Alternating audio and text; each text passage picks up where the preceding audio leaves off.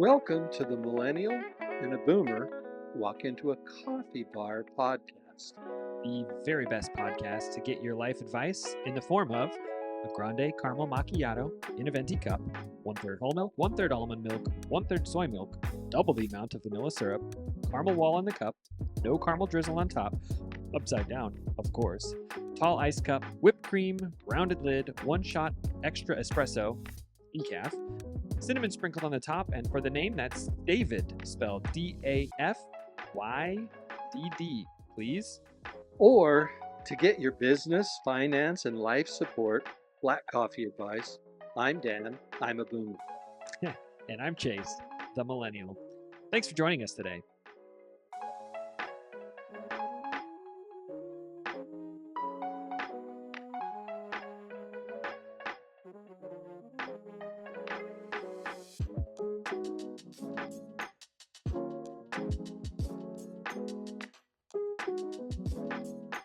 Welcome back to another episode of BAM, and we are once again drinking out of our new BAM coffee cups, and we should really mark on the back. I haven't marked mine yet. I'm the Boomer and a Millennial. In case you've never seen the back side, I'm holding it up there, he's holding it up there.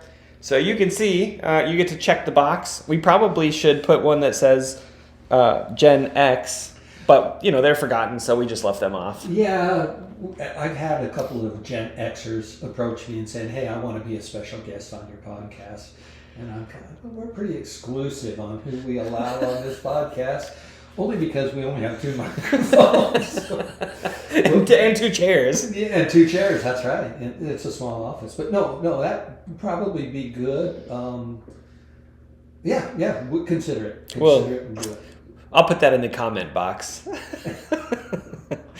Speaking of, I've got a warm-up joke for us, because how do you start a good podcast without a joke? Boomers gave us the phrase, "When life hands you lemons, you make lemonade." Yes. Okay. Gen X says, "When life hands you lemons, create a business to market lemon juice as a healthy, low-carb, low-sugar variation to lemonade. Make millions." Okay. The old lemonade stand. The old lemonade Millions, stand. Yeah, it's going to be a lot of lemons, but okay. And then millennials come along. LOL, as if anyone's just going to hand me some lemons. Fitting. It's amazing that you can fit the greatest business learning experience is a lemonade stand, and you can fit that into the Generational Gap podcast. I love it. I absolutely love it. You could. There's a second answer, a second secret answer that millennials might give to that, though. Remember back in the schoolyard, and you'd want to be like trading with someone your lunch. You got your snack pack, and they've got the whatever. They've got the Twinkie, and yeah. Well, I might be aging myself a little bit, but the Twinkie, and someone's got the grapes, and yeah. Well, the other question that you might ask if someone just hands you some lemons is, "What's wrong with it?" Remember that one? The skeptical. Yeah. Why are you going to trade me that Twinkie for some grapes? What's wrong with it? Yep. I don't know if you can tell, but millennials are a little jaded on. They are. They're skeptics, and I kind of think they have reason to be. They grew up after us and Gen Xers, so yeah. I think millennials. Hey, it's on the internet, therefore it's true. It's not. Okay, let's move on. So what we're going to do is we're going to jump in. Last podcast, for those of you who listen, there's a theme here, and we keep going. Spenders, savers, balanced, and investors. We're going to go into each type of personality type of how you are with finances and your money, and we're going to touch on each one of these with a little bit of background and understanding. So jump in, Chase. Let's talk about spenders. Well, I appreciate you letting me talk about spenders. Since I am a professional, spenders enjoy spending money, and they love living in the moment. Probably have a little bit of trouble saving or planning for the future, and likely struggle with debt or impulse buying.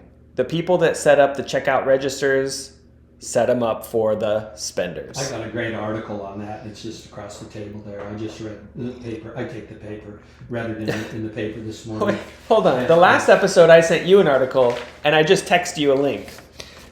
This time, you bring an article, and it's an actual physical cut-out newspaper, where I guess the extra piece is if you don't like the article you cut out, you can read about watermelons. That's right, on the back. But it's amazing that, I cut that out with a pair of scissors. I had a glove on the non-cutting hand, so I don't have a OSHA recordable incident. But anyway, spenders should not go to the grocery store without a list.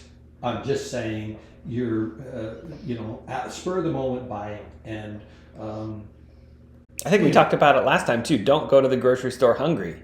Yeah, that's right. I'm always hungry, so it doesn't matter. It doesn't work. So that's a spender.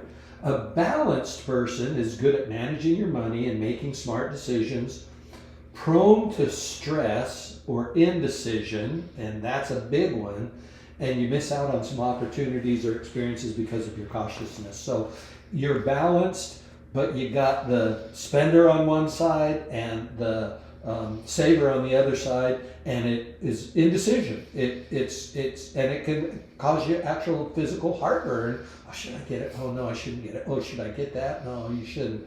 So balance can be good, or it can be a bit of a struggle. Well, that leads us into saver. Excellent at saving money, excellent at reaching goals, but can frequently be too frugal or rigid. Frigid.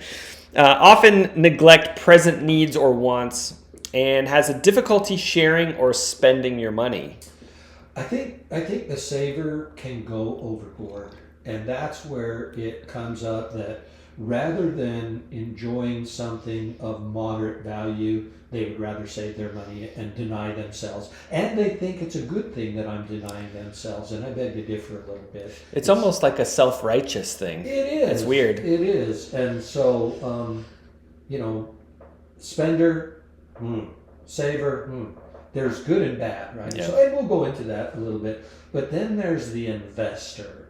And the investors are pretty savvy and strategic with your money, and they seek to grow their wealth and make a positive impact on their wealth. And they're typically adventurous and willing to take risks. They're risk takers, but a lot of times they're optimistic or too optimistic, overconfident, and they ignore some basic needs. Oh no, I can't go spend this on something. I've got to go buy this stock.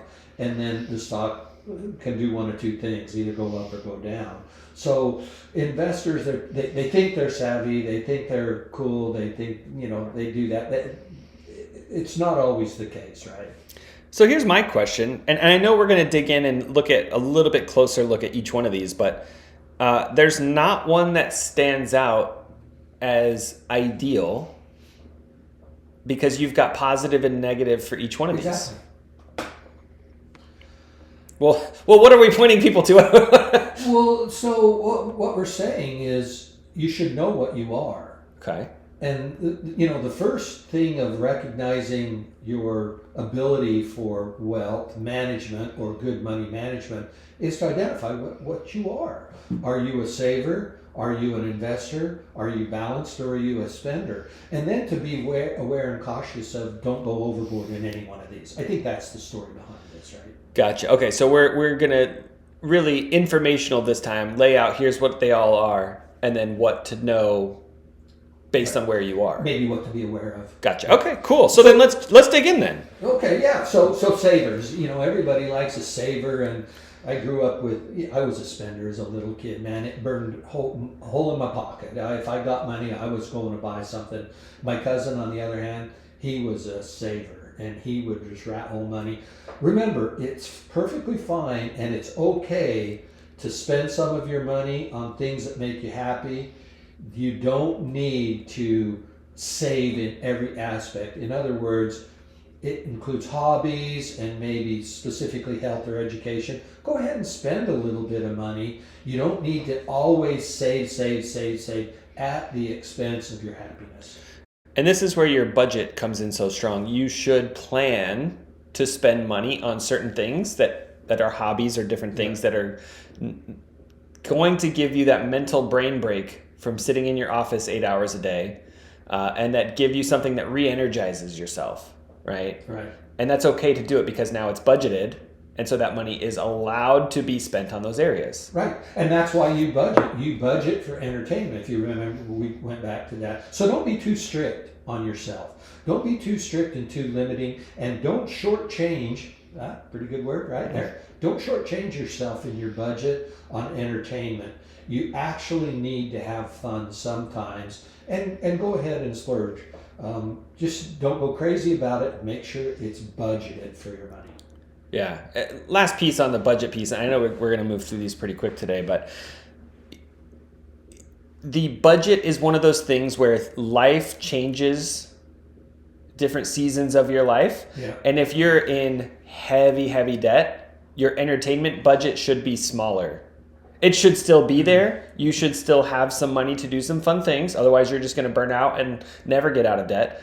But as you get out of debt, now that budget should take on more, and you should reward yourself for all the hard work that you've put into getting out of debt. Right. And a good understanding of your budget and your spending. Here's another thing. Have you ever been to, I was at a Starbucks coffee, I'm almost ashamed to admit that, but went for some reason. Listen, we don't talk about the S word on this podcast, okay? This was years ago, and I've since repented. We pulled up there, and they said, thank you, someone has already paid it forward, I think is what it was. And I thought, wow, that's pretty cool, but only at Starbucks, you know. If it had been at the supermarket and you see it on social media, these people actually make some happiness by paying for someone else. And it can be small, right? A little gift card. We have, at our church we go to, we have a policeman. Unfortunately, we have one in office in uniform every time. And it's good just to slide him a note and a gift card and say, hey man, we appreciate your service. If you're out in the community and you see a police officer or someone, it's always good. Take a little bit of your money, and that can be entertainment too, to make someone else, family, friend, or charities. Don't be so tight with your money that you've got to save. There's another opportunity to do something for the community or for the service of your choice. Yeah, there's a YouTube family that they have 3 young kids, and we like watching them with our kids.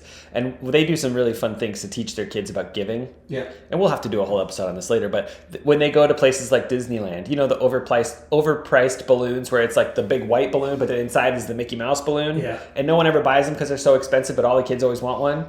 Well, they walked up to the guy walking around the park and said, how many you got there? And he counted them up, and he's like, I have 18. And they said, we're going to buy all 18. And they gave the kids each one balloon and said, go find another kid and just hand it to them and then walk away. Oh, wow. And I thought that was a really cool idea. Like, the kids will remember that someone gave them their silly Mickey Mouse balloon that's, 9,000% markup at Disneyland. But for your kids, that teaches them a really valuable lesson of you can give to others and find joy in that. Right. So I think that's a good thing, but be proud of what you do with your money if you're a saver. But enjoy your money too. Make it a lasting. I like that, where you make a lasting impression on either the young or even some old people too, like boomers. Classic boomer talking about legacy. Legacy. So now we've gone from a saver. Don't be shy with your money, and don't save at the expense of your fun. What about a spender? Yeah, so some advice for spenders. Set aside a portion of your income for savings and or investing before you spend anything. Right. It should probably be an and. In our notes we have an or, but I think it should probably be an and. Save some for savings, save some for investing. They both fall under the savings umbrella, but you have to set something aside before you buy your Starbucks. The very first thing, you've heard it 100 times by boomers. Pay yourself first, right? Pay yourself first. And I'll tell you, you can snap your fingers or blink your eyes and you're going to be closer to retirement than you'll ever understand. I still think I'm millennial age, maybe even younger in my own, and I realize when I go walking and pull a muscle, I'm not. But make sure you pay yourself first and set aside that money before you start spending. And I'll tell you what's been brutal on spending and making it easy is the ability to tap your card. Oh my goodness. Use cash, right? Or debit cards instead of credit cards. We've gone into, and we'll go into a bunch of things about credit cards and stuff like that, but man, it's so easy to spend money. You were telling me the other day, Dad, I like to spend cash because I have to rip it out of my right hand by my left hand when I say, I'm going to pay cash. And do I really need it? Do I really want it? I think that's a good practice to get into rather than tap, tap, tap. If you struggle financially, that's the quickest way for you to determine, do I really need this or not? So good idea. Use cash, definitely a debit card instead of a credit card to avoid overspending or paying interest. Right. When you're building your budget, though, you should also set a limit how much you can spend on non-essential items each month and then stick to it. For us, we have a budget item that's just called miscellaneous. And we, I don't know how much we put in there, $100 or something. And that's just for random stuff that we might need that doesn't really fit into another budget. But guess what? Come the, 20 to 25th of each month, that one's gone. Yeah. There's no more miscellaneous spending. We got to wait until the 1st if we want to buy something else miscellaneous minded. Right. Yeah, it's not necessarily a budget item, but it is a budget item, and you should stick to it. And set a limit by all means on what that would be. So, but review your spending habits and identify areas where you can cut costs and buy cheaper alternatives. Buy a no-name brand instead of a brand, or something that works rather than the very best, and things like that. So I think that reviewing is probably the biggest thing that will open your eyes as to where your money is going. I remember the first time we did it and I saw how much we were spending on eating out, and I was dumbfounded. Are we really spending this much money on this nonsense stuff? Like, that's wild to me. Where it says, would you like a copy of your receipt? And the big thing now is, no, don't worry about it. I beg to differ and say, get a receipt for everything you spend, and as frequent as you can, even at the end of the day, if you've got a pocket full of receipts, sit down and look at them and review what you spent your money on that day. Don't always say, no, I don't want that, or no, I don't want that receipt or whatever. But I agree. You will never know until you sit down and understand where your money is going. Yeah, and last but not least, finding other ways to reward yourself or have fun that don't involve spending money. There's a lot of things out there that you can do for free or very, very cheap and still have a great time. Yep, and there's ways to go do that. You don't need to go down to the amusement park. You can, grabbed a wiffle ball and a bat and took your son out, loved it, and the time spent. We have just a non-expensive family barbecue over here or something, and those are the things that are going to be lasting memories, and they're pretty on the cheap, inexpensive. Yeah, I'll tell you a quick story and then we'll move to the next one. A balanced person at one of the churches that we went to. Now, granted, we're in Texas, and the churches in Texas are Texas-sized, right? But inside the church that we used to go to, they had a play place, like a old school McDonald's play place on steroids. It was huge, and they had bubbles that would pop out everywhere, and they would open the campus during the week. And I had to go in there for something on a Tuesday afternoon, and there was probably 30 different moms sitting around, and I had to laugh when I got there because they have a coffee shop and they have this play place, but there was this big old table full of moms, and they had a Stanley thermos, and each one had their own little cup, and they were just pouring free coffee. I mean, that's what, 39 cents to fill a Stanley cup. Yeah. And they were going to town. The kids were having a great time, so you don't have to spend a lot of money. Right. And if you're a spender, it's a lot cheaper to spend on drip coffee, or you use a French press coffee, than it is to go out for coffee every day. Our podcast doesn't revolve around coffee, but it's a pretty important part of our gimmick here. And so I always brew my own, and I'm cheap. The best coffee that I've ever tasted is free coffee. And so, but let's go into a balancer now too. Yeah, so a balancer, someone who can relax and enjoy money sometimes.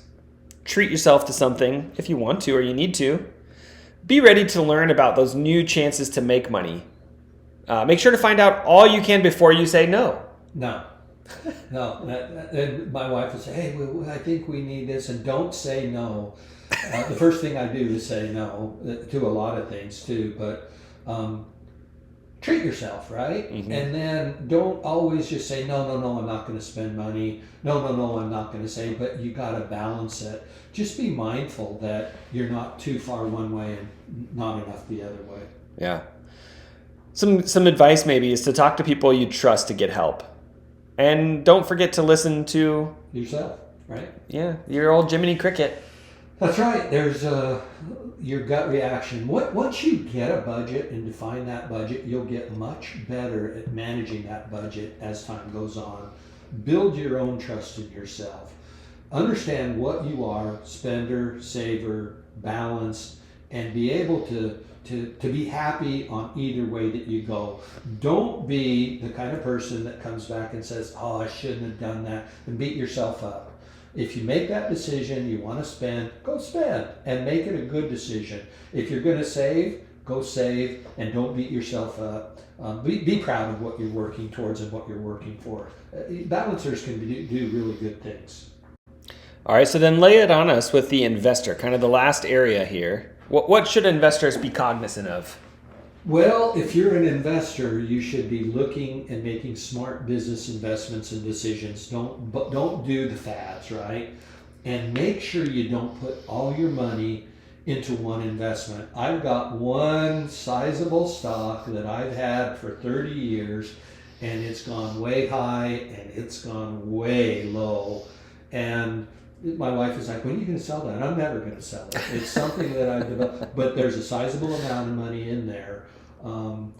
And it's just kind of a thing with me, but I'm well diversified other places. So just don't put all your eggs into one basket and think, oh, wow, this is the greatest thing since sliced bread. In fact, it's sliced bread. I'll go buy a lot of it. Hopefully sourdough.